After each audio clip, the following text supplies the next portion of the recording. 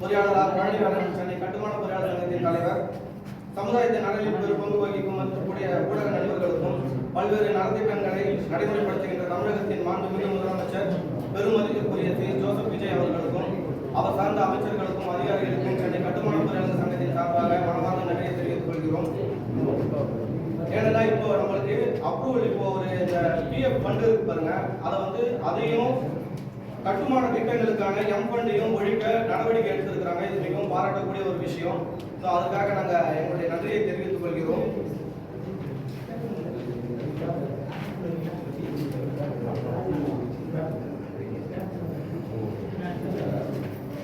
எங்களுடைய கட்டுமான இந்த துறையை பாதுகாக்கும், பொறியாளர்களின் வாழ்வாதாரத்தை காக்கும் கீழ்கண்ட கோரிக்கைகளை உடனடியாக நிறைவேற்றி தருமாறு தாழ்மையுடன் அவர்களை கேட்டுக்கொள்கிறோம். இந்த சிறு சிறு கட்டுமான திட்டங்கள்ல கூட பாத்தீங்கன்னாக்கா அந்த லோக்கல்ல ஊர் தலைவர்கள், கவுன்சிலர்கள் சொல்லிட்டு ஒரு கிச்சனுக்கு 20,000 இருந்து 50,000 வரைக்கும் லஞ்சம் வாங்குறாங்க. இது முற்றிலும் ஒழிக்கப்பட வேண்டும்.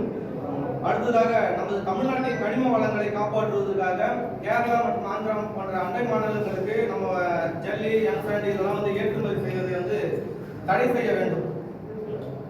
ஏன்னா இந்த கல்குவாரிகளை பாத்தீங்கன்னா தனியார் வசமிடம் அரசே ஏற்று நடத்தினால் ஆண்டிற்கு இதன் மூலம் 40,000 கோடியிலிருந்து 50,000 கோடி வரை வருவாய் கிடைக்கும்.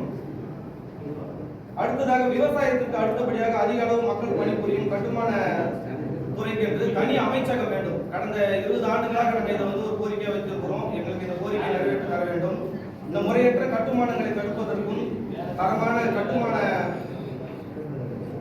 கட்டுமானங்களை கட்டுவதற்கும் குஜராத் மற்றும் கர்நாடகாவில் உள்ளது போலவே தமிழ்நாட்டிலும் நமக்கு இன்ஜினியரிங் கவுன்சில், எங்கள் பொறியாளர்களுக்கு என்று தனி கவுன்சில் அமைக்கப்பட வேண்டும்.